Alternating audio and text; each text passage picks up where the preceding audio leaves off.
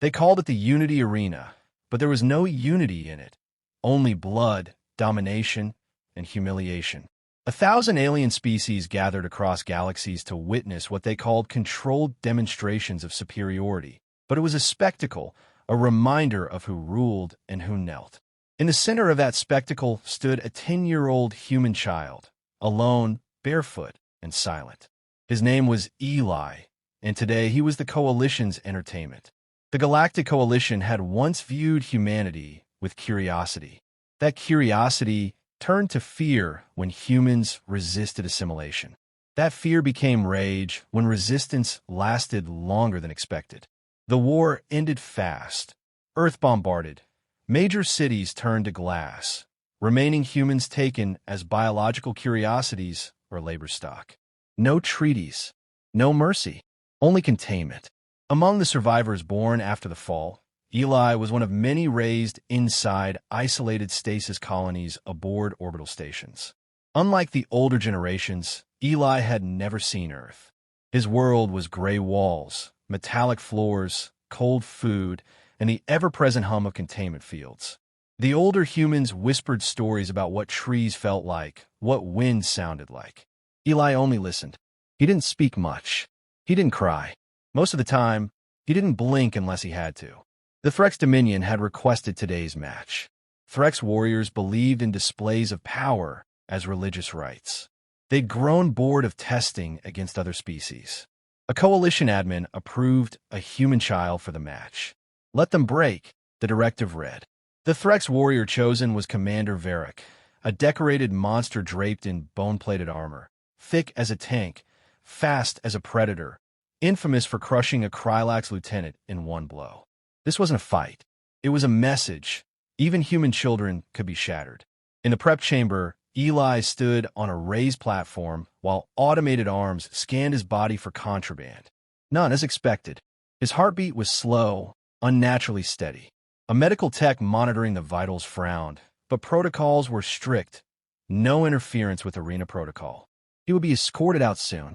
Through the transparent holding wall, Eli could already see the circular arena, shimmering dust reflecting off transparent energy domes that prevented anyone from leaving or interfering. The crowd, a spectrum of alien species, murmured in anticipation. Most didn't even look at Eli. Just another fragile mammal going to slaughter. A grizzled man pressed a hand against the glass, separating him from Eli. His face bore scars, both physical and emotional, someone who'd survived too long.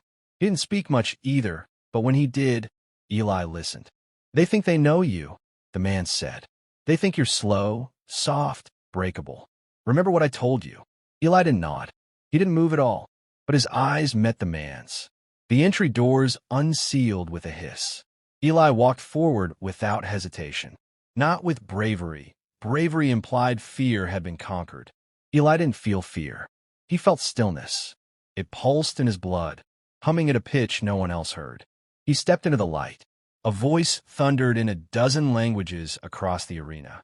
Today's trial, Threat Commander Varric versus Human Specimen 113, Subjuvenile. There was laughter in the crowd.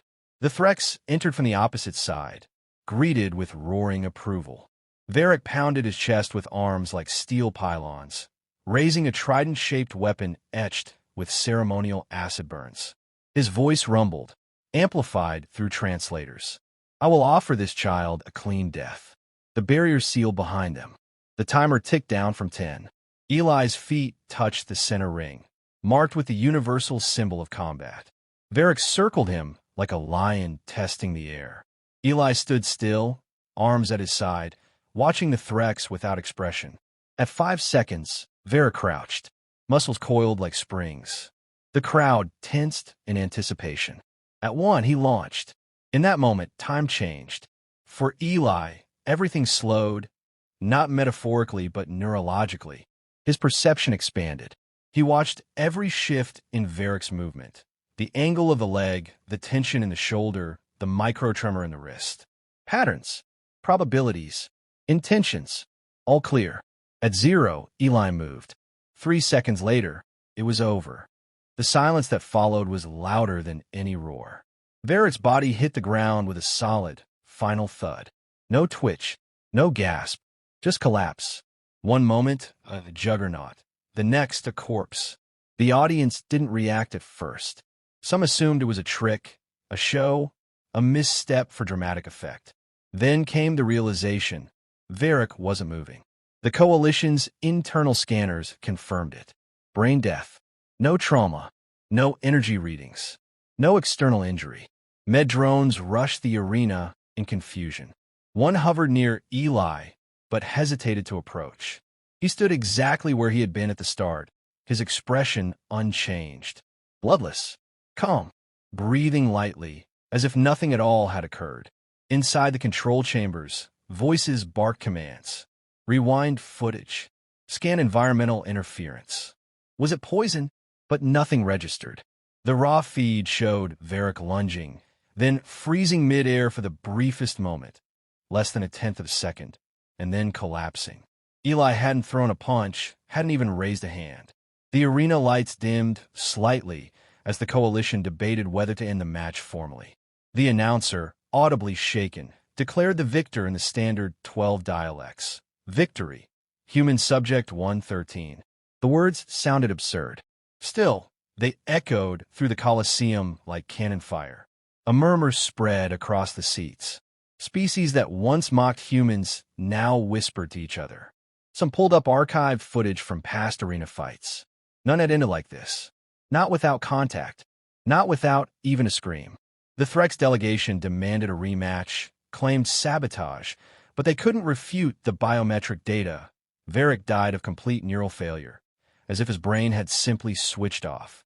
Eli was escorted back to holding without resistance. As he walked, his eyes scanned everything. Not out of curiosity, calculation. His mind didn't drift. It focused.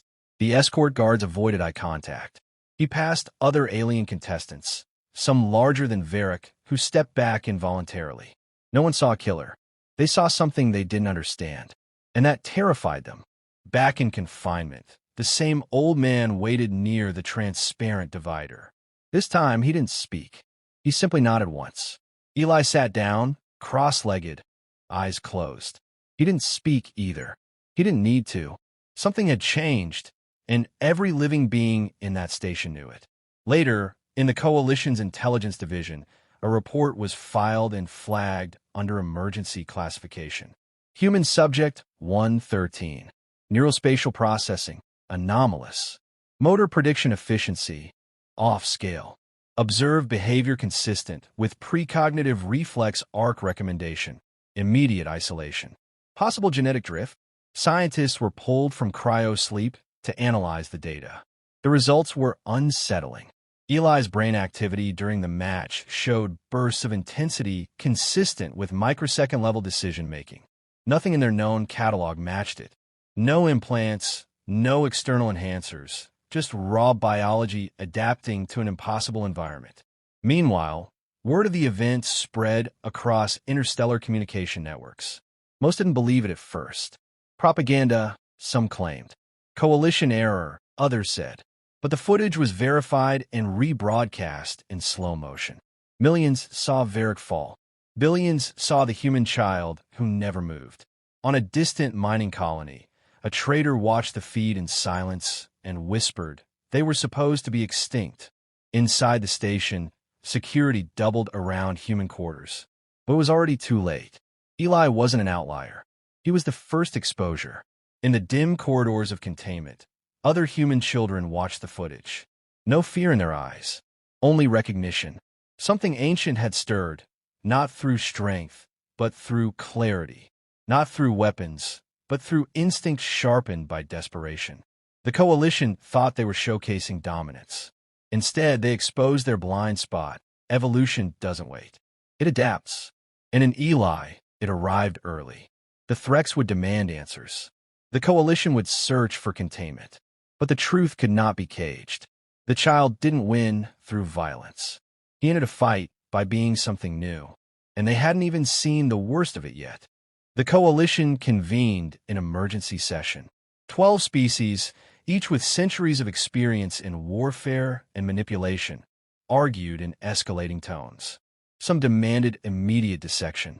Others advised patience, containment, observation. One faction suggested erasing all footage and fabricating a malfunction. But deep down, they all knew what they saw was real. The footage couldn't be faked. Neural signatures didn't lie. A human child had rendered a veteran Threx warrior brain dead without contact, weapon, or warning. Biological analysts dissected the data again. Eli's vitals during the encounter had remained low, almost sedated. The fatal moment showed a neural pulse radiating through his frontal cortex and motor centers, a pattern unknown in any documented sentient species. The leading theory? A spontaneous, evolution-driven neurological adaptation under captivity conditions. The stressors of containment, constant fear, and generational trauma had rewired human offspring into something else. They called it neural compression reflex. Not telepathy, not magic, just speed. Perception layered on prediction. A brain firing so fast it could model future movement before it occurred. Eli hadn't reacted. He had moved before Varric did. He had seen the intention and acted between the thought and the motion. And with that, he had shut the warrior's nervous system down in a single, perfect strike, delivered faster than the eye could follow. On restricted frequency channels, elite strategists reeled. If one child had achieved this, how many others could? Was this a fluke, a mutation, or a sign of a deeper trend? Earth had been glassed, its people enslaved, scattered, experimented on. Had that pressure forced a leap in cognitive evolution? Surveillance across human detention facilities intensified. Behaviorists documented increasing anomalies. Children solving logic grids designed for adult synthetics. Reflex tests that broke machinery. Emotional discipline unheard of in prior generations. The signs had been there for years. No one paid attention. Until now. Aboard the station, Eli was isolated for testing, but nothing revealed new insight. He sat for hours, breathing evenly, answering no questions, obeying basic commands without resistance. When offered toys or puzzles, he showed no interest. When shown violent media, he blinked once. Only once, during an unrelated equipment test, did his pulse spike. The trigger was simple, a soundbite recorded decades ago. A human child laughing freely. It was the only time a tear formed in his eye. Meanwhile, humans across multiple sectors began displaying similar traits: silent cooperation, strategic coordination without instruction, and a strange ability to sense danger moments before it occurred. Not all were like Eli, but something was blooming in them. A collective shift, not psychic, not shared consciousness, just rapid, unconscious evolution. A quiet acceleration no scientist had expected. Coalition authorities began implementing new protocols. Human children under 5 were to be sedated permanently. Those above 10 were to be transferred to high-security facilities. But even as orders flowed, resistance emerged. Lower-rank officers refused to carry out tasks involving children. Entire research vessels reported accidental data wipes. A quiet unrest spread among non-human personnel who had spent years alongside their human subjects and now questioned their orders. The event in the arena had triggered more than fear. It had awakened doubt. If humanity could evolve under oppression, what else could they do? Within human quarters, word spread despite surveillance. Eli's victory was recounted in whispers, then in silent looks, and then in a new kind of quiet. Not fear, not hope. Purpose. For the first time since the war, humans didn't see themselves as victims. They saw themselves as future weapons, sharpening, waiting, learning. Not for revenge, for inevitability. An old woman, once a linguist on Earth, summarized it best in her notes before transfer to an isolation pod. They destroyed our world thinking it would end us. All they did was remove the ceiling, and we are still climbing. The Coalition drafted emergency containment doctrines approved under the title Species 876, H Behavioral Crisis. But deep inside their fear was a truth they couldn't admit. This wasn't a crisis. It was the future arriving too soon, and it didn't ask for permission. The first outpost blackout happened without warning. A listening station orbiting a collapsed star stopped transmitting mid-cycle. No distress beacon, no breach alarms, just silence.